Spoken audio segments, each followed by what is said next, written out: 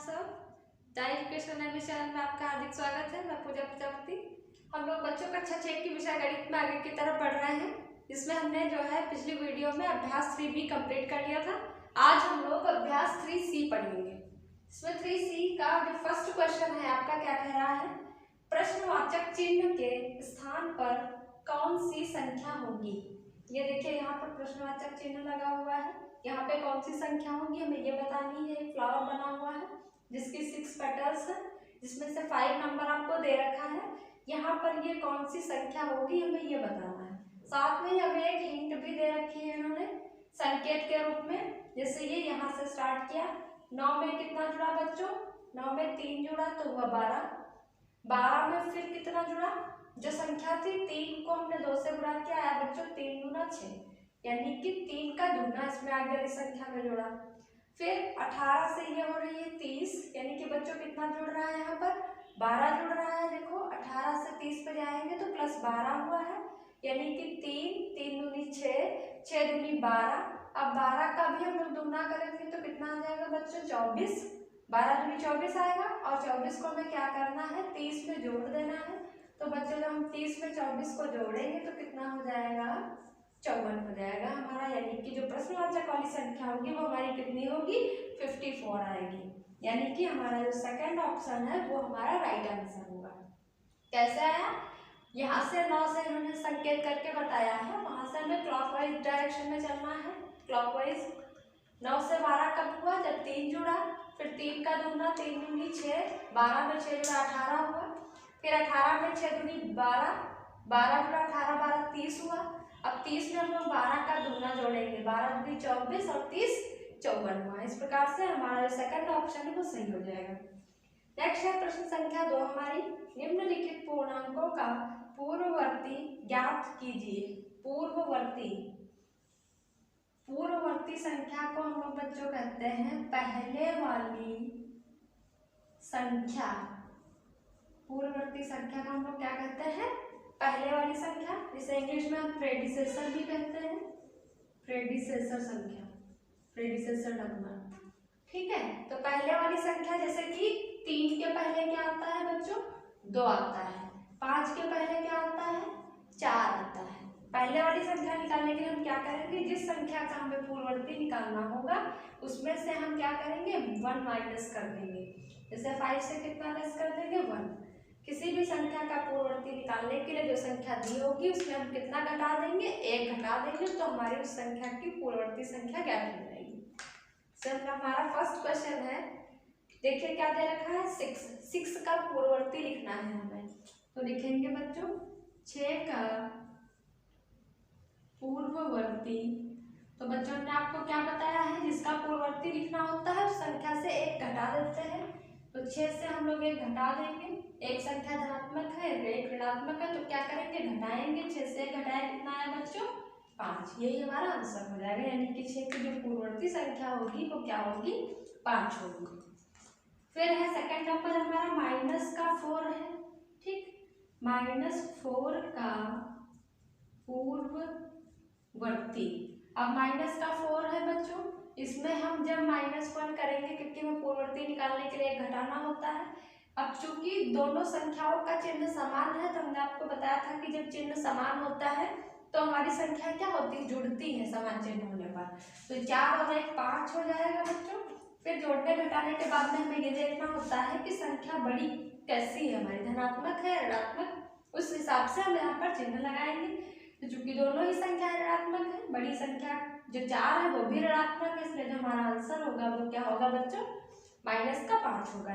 तो यानी कि -4 का पूर्ववर्ती संख्या क्या होगी, -5 होगी। अब थर्ड है हमारा -19। -19 का पूर्ववर्ती। -19 का पूर्ववर्ती क्या होगा, -19 है, हम लोग 19 का पूर्ववर्ती हमारा, -19 का पूर्ववर्ती क्या होगा बच्चों, -19 लिखेंगे और -1 लिखेंगे। अब हमने आपको बताया था कि समान चिन्ह देखो इसमें भी थे ऋणात्मक ऋणात्मक, तो जुड़ जाएंगे। 19 में 1 जोड़ेंगे बच्चों 20 हो जाएगा, सॉरी 20 हुआ, 19 और 1 20 हुआ। और होगा कैसा ही बच्चों, ऋणात्मक होगा, क्योंकि माइनस का 19 -1 से बड़ा है, ऋणात्मक है, तो आंसर हमारा भी ऋणात्मक होगा। यानी कि -19 की जो पूर्ववर्ती संख्या होगी वो क्या होगी बच्चों, माइनस का 20 होगा। नेक्स्ट 4th नंबर पर है माइनस का 996 लिखा हुआ है। क्या लिखा है, माइनस का 996, इसका पूर्ववर्ती पूछ रहा है। तो -96 का 996 का पूर्ववर्ती क्या होगा, माइनस का 996 -1 करेंगे बच्चों। अब दोनों के समान चिन्ह है तो क्या होगा, जुड़ जाएगी संख्या हमारी, कितना हो जाएगा 997। और कैसा होगा, क्योंकि माइनस का 996 ऋणात्मक है, अर्थात हमारा उत्तर भी ऋणात्मक होगा। तो -996 की जो पूर्ववर्ती संख्या होगी वो कितनी होगी, माइनस की 997। अब पूछ रहा है बच्चों जीरो का पूर्ववर्ती। तो देखो बच्चों नंबर लाइन हम लोग बनाते हैं, यहाँ पे सेंटर में 0 होता है, 0 के दाहिनी तरफ हमारी कैसी संख्या होती है, धनात्मक होती है, यहाँ जैसे 1 और 2। फिर और बाईं तरफ कैसी संख्या होती है, ऋणात्मक होती है, तो -1 -2। अब 0 से जब हम लोग एक घटाएंगे 0 -1, तो 0 से जब एक घटाएंगे तो घटेगा तो है नहीं, तो कितना हो जाएगा हमारा, जो संख्या होती है जोड़ने या घटाने पर वही आ जाती है, तो ये हो जाएगा -1, अर्थात 0 का जो पूर्ववर्ती होगा वो क्या होगा, -1 होगा। इस प्रकार के क्वेश्चन हमारे दोनों कंप्लीट हो जाएंगे बच्चों। पहले में क्या था, इसमें एक पैटर्न दे रखा था, इसमें 3 दूना 6 दूनी 12 दूनी 24 करके जोड़ा हमने, ये रीजनिंग टाइप का क्वेश्चन था आपका तर्क से। प्रश्न संख्या 2 में क्या पूछा इन्होंने, पूर्ववर्ती पूछा। पूर्ववर्ती के लिए क्या करते हैं, संख्या जो भी दी होती है उसमें से एक घटाते हैं। अगर हमारी संख्या धनात्मक है उसमें से एक घटाएंगे तो एक घटाकर जो उत्तर आएगा वो हमारा होगा पूर्ववर्ती। और अगर माइनस की संख्या होगी तो हम अगर उसमें -1 करेंगे तो क्या होगा, संख्याएं दोनों जुड़ जाएंगी, बट जो उत्तर आएगा वो हमारा ऋणात्मक होगा। ठीक, इस प्रकार ये क्वेश्चन कंप्लीट हो जाएंगे। अब हमारा प्रश्न संख्या 3 है, अपनी अभ्यास पुस्तिका में खाली स्थान में ये 2 साइन दिए हैं आपको, ग्रेटर देन और लेस देन, ये भरना है, मतलब बड़ा चिन्ह छोटा चिन्ह। इसमें ये बच्चों चिन्ह देखेंगे हम सबसे पहले, ये चिन्ह जैसे बना होता है, बड़ी संख्या की तरफ खुला होता है बच्चों, और छोटी संख्या की तरफ ये चिन्ह बंद होता है। जैसे कि 3 हो और 4 हो, तो इसमें अगर हमें ये साइन पुट करना होगा तो हम क्या करेंगे, बड़ी संख्या की तरफ चिन्ह खुला रहेगा क्योंकि 4 बड़ा है हमारा 3 से, और छोटी संख्या की तरफ चिन्ह बंद रहेगा। अब ऐसे इसमें हम का पार्ट देखेंगे, इसमें दे रखा है -3 प्लस माइनस का 6 है, फिर है -3 -6। इन दोनों को हल करेंगे, फिर देखेंगे जो संख्या बड़ी होगी उसकी तरफ चिन्ह खुला रहेगा और जो संख्या छोटी आएगी उसकी तरफ बंद रहेगा। तो बच्चे इसको सॉल्व करते हैं, जोड़ना है दोनों संख्याओं को, माइनस का 3 है माइनस का 6 है, दोनों समान चिन्ह है तो ये हमारे जुड़ जाएंगे। 3 और 6 जुड़कर बच्चों कितना हो जाएगा, 9 हो जाएगा। 3 और 6 9 हुआ। अब हमको देखना है कि 3 बड़ा है कि 6 बड़ा है, तो क्या बड़ा है बच्चों, 3 और 6 में से 6 बड़ा है। कैसा है हमारा, ऋणात्मक है, तो जो हमारा उत्तर होगा वो भी ऋणात्मक होगा। बड़ी संख्या का चिन्ह हम लगाते हैं जोड़ने घटाने के बाद। अब इधर देखते हैं बच्चों, ये माइनस का 3 है, अब माइनस और माइनस दो चिन्ह एक पास है, तो माइनस माइनस की गुणा होने पर बच्चों प्लस होता है, प्लस प्लस की अगर गुणा होती है तो भी प्लस होता है, और अगर माइनस प्लस की गुणा होती है तो माइनस होगा, और प्लस माइनस की गुणा होगी तो भी माइनस होगा। अर्थात समान चिन्हों की गुणा होने पर जुड़ेगा प्लस आएगा, और असमान चिन्ह होने पर या विपरीत चिन्ह होने पर कैसा आएगा बच्चों, माइनस आता है। तो माइनस माइनस दो चिन्ह है हमारे, बीच में ब्रैकेट लगा हुआ है, अर्थात यहाँ पर गुणा मानेगा, माइनस माइनस की गुणा होगी प्लस का 6 हो जाएगा। अब ये माइनस का 3 है प्लस का 6 है, एक ऋणात्मक संख्या है एक धनात्मक संख्या है, तो विपरीत चिन्ह होने पर क्या करेंगे, माइनस करेंगे अर्थात घटाएंगे। तो 6 में से 3 घटाएंगे बच्चों 3 आएगा। अब ये जो 3 आएगा वो हमारा कैसा होगा, हम देख लेंगे कि 3 बड़ा है कि 6 बड़ा है, 6 धनात्मक है, अर्थात जो हमारा उत्तर आएगा बच्चों वो धनात्मक संख्या होगी। अब देखो इधर है माइनस का 9, इधर है प्लस का 3, तो हमने आपको नंबर लाइन पे बताया था बच्चों, ये 0 होता है सेंटर में, दाहिनी तरफ धनात्मक संख्याएं होती हैं और ये बाईं तरफ हमारी ऋणात्मक संख्याएं होती है, -1 -2। सॉरी +1 +2, इधर धनात्मक होंगी, इधर -1 -2 बाईं तरफ। तो कोई भी जो ऋणात्मक पूर्णांक होता है बच्चों वो किसी भी धन पूर्णांक से और 0 से भी छोटा होता है। जितने भी ऋणात्मक पूर्णांक होते हैं 0 से भी छोटे होते हैं, और जैसे जैसे हम बाईं तरफ बढ़ते हैं संख्या हमारी छोटी होती जाती है, और जैसे जैसे दाहिनी तरफ बढ़ते हैं संख्या हमारी बड़ी होती जाती है। बाईं तरफ बढ़ने पर बाईं तरफ हमारे चूंकि ऋणात्मक पूर्णांक होते हैं तो कोई भी ऋण पूर्णांक किसी भी धन पूर्णांक से छोटा होता है। तो अर्थात -9 और +3 में कौन बड़ा होगा बच्चों? प्लस का 3 बड़ा होगा। तो हम क्या करेंगे, इसकी तरफ चिन्ह को खुला रखेंगे जिधर +3 आया है, -9 छोटा है तो इसकी तरफ चिन्ह बंद रहेगा। इस प्रकार ये का प्रश्न हमारा कंप्लीट हो जाएगा।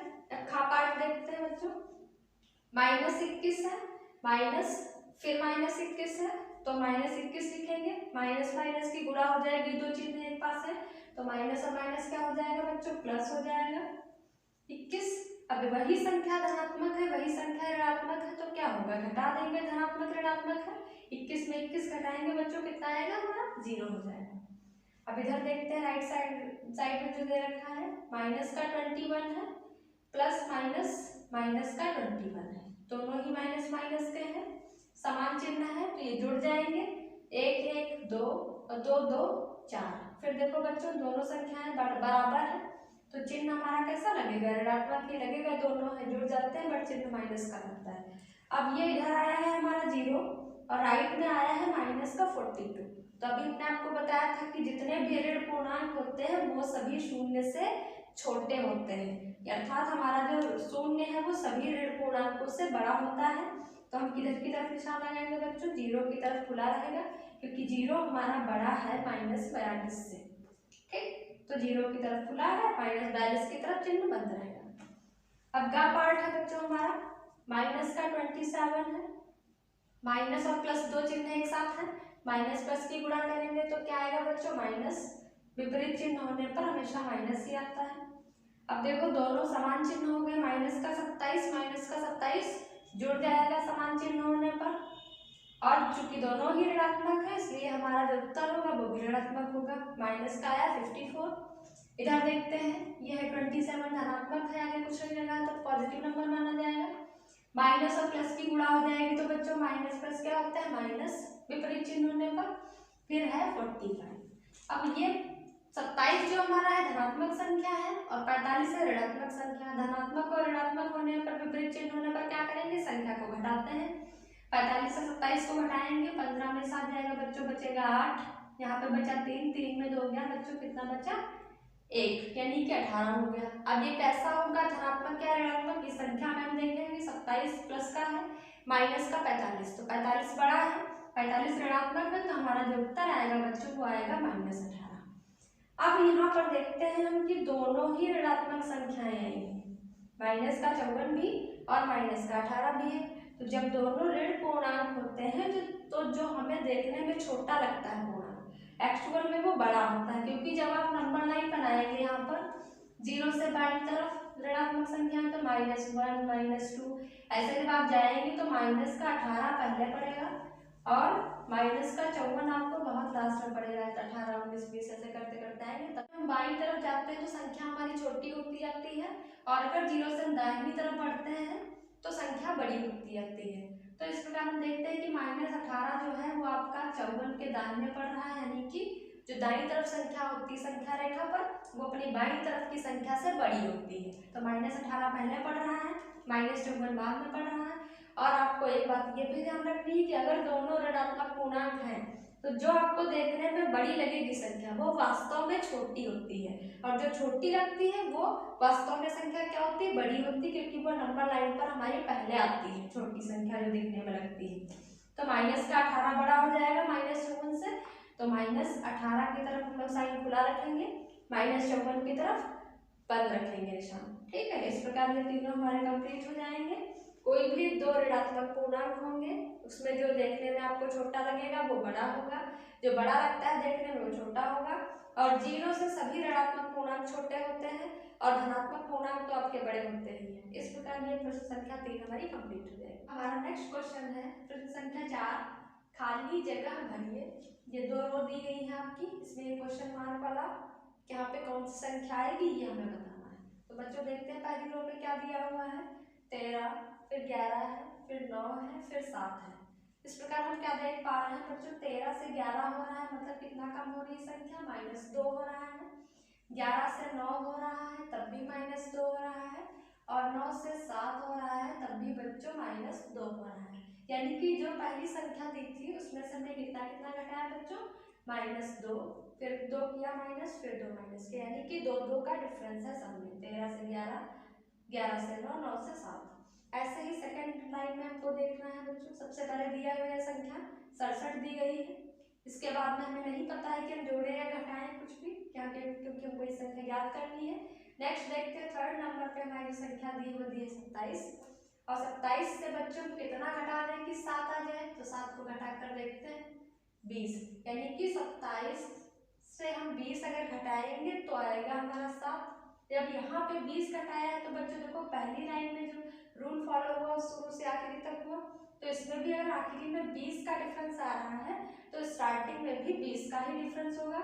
तो बच्चों अगर हम 67 से 20 घटा देंगे तो कितना आएगा, 7, 6 में 2 गया 4, अर्थात जो क्वेश्चन मार्क है इसकी जगह पे हमारी संख्या कितनी आएगी बच्चों, 47 आ जाएगी। अब देखो 67 से 20 घटाया तो 47 हुआ, 47 से 20 घटाएंगे तो 27 हो जाएगा, 27 से 20 घटाया तो 7 हुआ। इस प्रकार ये सेकंड रो हमारी कंप्लीट हो जाएगी। जो आंसर आएगा बच्चों को हमारा थर्ड ऑप्शन राइट हो जाएगा। पहली रो में -2 -2 -2 था, यानी कि 2 का डिफरेंस था। दूसरी लाइन में कितने कितने का डिफरेंस संख्याओं के बीच में, 20 का अंतर है, तो 20 घटाते चले गए। इस प्रकार ये रो हमारी कंप्लीट हो जाएगी। अब बच्चों नेक्स्ट है प्रश्न संख्या 5, निम्नलिखित पूर्णांकों का उत्तरवर्ती ज्ञात कीजिए। जैसे कि पिछले वीडियो में भी हमने पढ़ा, पिछले क्वेश्चन में वहां पर पूर्ववर्ती पूछ रहा था, पूर्ववर्ती को प्रेडिसेसर कहते हैं, और पूर्ववर्ती में क्या था बच्चों, हमने हर संख्या से 1 घटाया था। अब उत्तरवर्ती को हम लोग कहते हैं सक्सेसर, क्या कहते हैं, सक्सेसर। और उत्तरवर्ती को हम लोग अनुवर्ती भी कहते हैं। अनुवर्ती, अनु का मतलब पश्चात या बाद होता है, इसमें हमें बाद वाली संख्या ज्ञात करनी होती है। अनुवर्ती अर्थात बाद वाली संख्या, और बाद वाली संख्या निकालने के लिए बच्चों हम क्या करेंगे, प्रत्येक संख्या में एक हमें जोड़ना होगा। जैसे कि पूर्ववर्ती संख्या में 1 घटाते हैं, ऐसे ही अनुवर्ती या उत्तरवर्ती संख्या जब निकालते हैं तो हमें 1 जोड़ना होगा। जैसे कि 4 की अगर अनुवर्ती का तो क्या होगी, 5 होगी, क्योंकि 4 में 1 जोड़ेंगे 5 होगा। 5 की अनुवर्ती क्या होगी, 6 होगी। 6 की अनुवर्ती 7 होगी। इस प्रकार एक जुड़ता जाता है किसी भी संख्या की अनुवर्ती संख्या ज्ञात करने के लिए।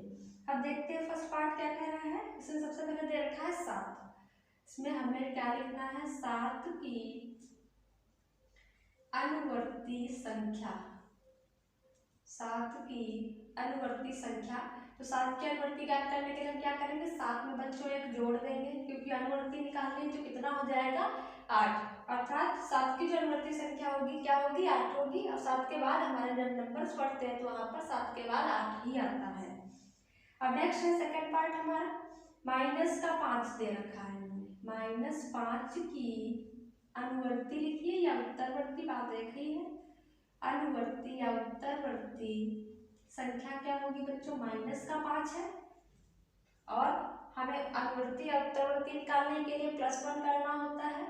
अब देखो बच्चों, एक संख्या हमारी ऋणात्मक है, दूसरी संख्या धनात्मक है, तो क्या करेंगे, धनात्मक और ऋणात्मक कभी भी जुड़ता नहीं है, ये विपरीत चिन्ह है। विपरीत चिन्ह में क्या होता है, घटती संख्या। 5 में 1 जाएगा बच्चों, कितना आएगा, 4, और चूंकि 5 हमारा बड़ा है और ऋणात्मक है तो जो उत्तर आएगा हमारा वो भी ऋणात्मक होगा, अर्थात -5 की जो उत्तरवर्ती संख्या होगी वो -4 होगी। इसको हम नंबर लाइन बना के बच्चे चेक भी कर सकते हैं, जैसे 0 लिया, और बाईं तरफ ऋणात्मक संख्या होती तो -1, -2, -3, -4, -5।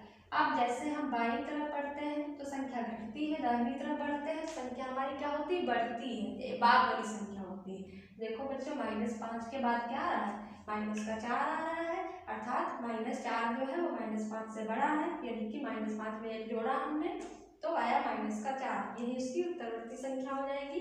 नेक्स्ट है बच्चों हमारा -20, 20 की उत्तरवर्ती संख्या पूछ रहा है, तो लिखेंगे -20 उत्तरवर्ती के लिए संख्या में एक जोड़ते हैं, एक ऋणात्मक है एक धनात्मक है, विपरीत चिन्ह है, घटेगी संख्या हमारी, तो 20 में एक घटाएंगे बच्चों आएगा 19 और कैसा होगा, ऋणात्मक होगा, क्योंकि माइनस का 20 + 1 से बड़ा है और बड़ी संख्या का ही चिन्ह हम लगाते हैं, अर्थात -20 की जो उत्तरवर्ती संख्या होगी बच्चों कितनी होगी, -19 होगा। नेक्स्ट है हमारा 4th नंबर, -997 है, इसकी उत्तरवर्ती संख्या कह रहा है, तो -997 की उत्तरवर्ती संख्या -997 है, -997 +1 करेंगे।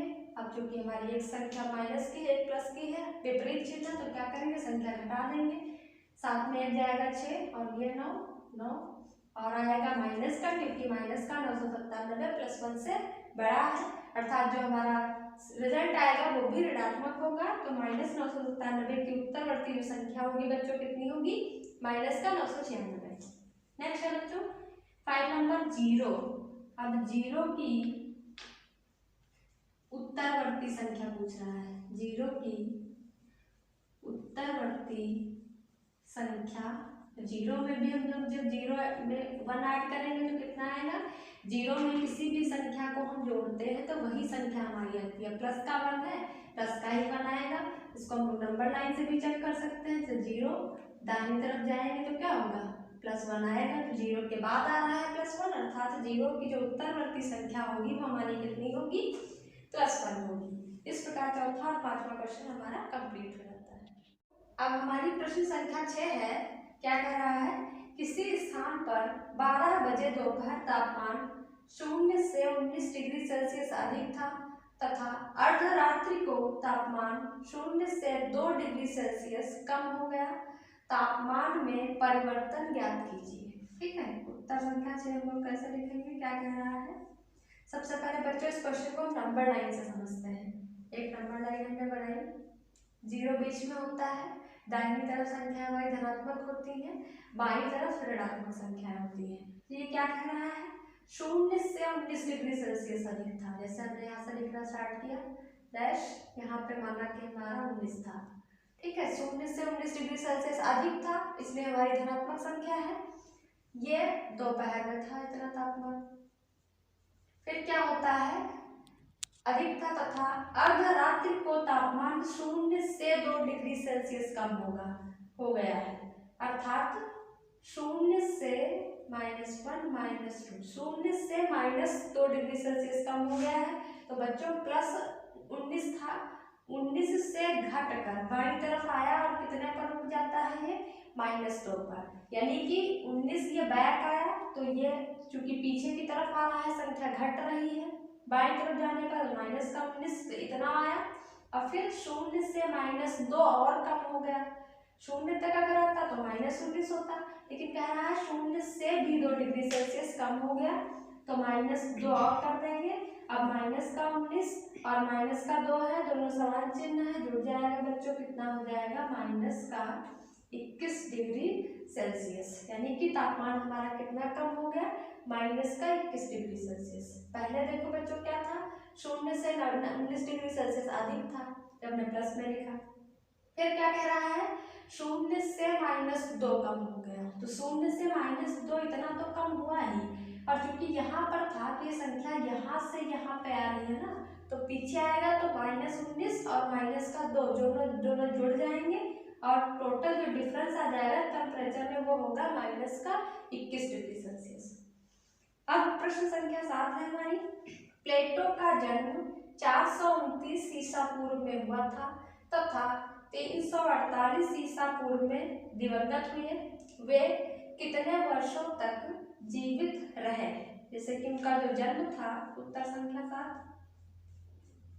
जन्म कब हुआ है ईसा का, प्लेटो का जन्म हुआ है 429 ईसा पूर्व, और दिवंगत अर्थात मृत्यु कब हुई है उनकी, 348 ईसा पूर्व, तो इसके बीच का जो डिफरेंस रहा होगा उतना ही तो वो जिए, का जन्म 2004 में हो और उसका 4 साल बाद बर्थडे हो तो क्या होगा, 2008 में पड़ेगा। तो 2008 से अगर पूछे कि उसका जन्म कब हुआ था तो 4 घटाएंगे ही तो, यानी कि 4 साल का वो हो चुका है बच्चा जो भी होगा। ऐसे ही 429 ईसा पूर्व में उनका जन्म हुआ, 348 में उनकी डेथ हुई ईसा पूर्व में। तो क्या करेंगे बच्चों, इसका जो डिफरेंस आएगा वो हमारा जो है आएगा वो उनका लाइफ रहा कि इतने साल वो जीवित रहे। 9 में 8 घटाएंगे बच्चों आ जाएगा 1, और ये 2 से 4 घटेगा नहीं तो इसलिए इधर से हम कैरी लेंगे, आ जाएगा 12। 12 में 4 घटाएंगे तो कितना हो जाएगा 8। 3 में 3 क्या, कुछ नहीं, अर्थात वो कितने साल जीवित रहे, 81 वर्ष वो जीवित रहे। प्लेटो की जो कितने वर्षों तक पूछ रहा है तो प्लेटो 81 वर्ष तक जीवित रहे, 81 वर्ष तक जीवित रहे।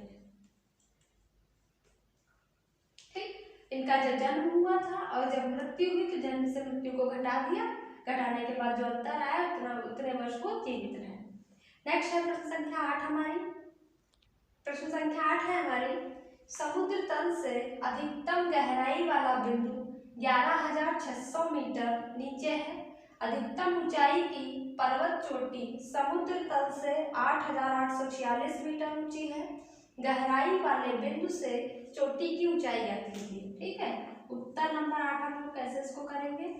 माना ये हमारा बच्चों समुद्र का तल है, ये क्या है हमारा समुद्र तल है। क्या कह रहा है, समुद्र तल से जो अधिकतम गहराई का बिंदु है, गहराई है तो बच्चों कहाँ जाएंगे, नीचे की तरफ जाएंगे। अधिकतम गहराई वाला जो बिंदु है वो हमारा है 11,600 मीटर नीचे। ठीक, तो नीचे की तरफ में बना लिया, माना यहाँ तक इसकी जो ऊंचाई थी, सॉरी गहराई है जो 11,600 मीटर है। फिर कह रहा है अधिकतम ऊंचाई की पर्वत चोटी समुद्र तल से। अब यहाँ पर एक माना कि पर्वत चोटी बनी हुई है जो समुद्र तल से, इसकी जो ऊंचाई दी गई है अधिकतम कितनी है बच्चों, 8,846 मीटर है। तो क्या हमको निकालना है, क्वेश्चन में कह रहा है गहराई वाले बिंदु से, यानी कि ये जो गहराई वाला हमारा बिंदु था, इस बिंदु से चोटी की ऊंचाई ज्ञात करनी है। यानी कि समुद्र का जो गहराई वाला बिंदु है वहां से समुद्र तल तक और समुद्र तल से जो चोटी की ऊंचाई होगी बच्चों, हम क्या करेंगे उसको जोड़ देंगे, तभी तो ये हमारी पूरी डिफरेंस आ पाएगी। क्योंकि गहराई वाला बिंदु यहाँ पर है, चोटी समुद्र तल से ऊंचाई पर है, तो पूछ रहा है गहराई वाले बिंदु से चोटी के बीच की ऊंचाई निकालनी है। तो क्या करेंगे, दोनों को हम ऐड कर देंगे। तो 8,846 इसमें जोड़ना है हमें 11,600, कुछ नहीं है यहाँ पर 0 मान लेंगे। 6 4 8 6 14 का 4 8 1 9 1 10 और ये 1 1 2, कितनी हो जाएगी ऊंचाई, गहराई वाले बिंदु से जो चोटी की ऊंचाई होगी बच्चों को हो जाएगी हमारी 20,446 मीटर। इस प्रकार ये हमारी एक्सरसाइज कंप्लीट हो जाती है। आपको वीडियो कैसी लगी जरूर कमेंट में बताएं, अपना फीडबैक जरूर दीजिए। और बच्चों क्या कहते हैं, जैसे कि दुनिया है वो तो कुछ ना कुछ कहेगी, लेकिन जो हमें करना है, हमें अपने सपने को लेकर आगे बढ़ना है। आप भी अच्छे से पढ़ते रहे, निरंतर आगे की तरफ बढ़ते रहे, मेरी शुभकामनाएं आपके साथ हैं। और आप लोग अच्छे से पढ़ाई करते रहिए। मेरे चैनल को सब्सक्राइब करें, शेयर करें। Thanks for watching, thank you so much.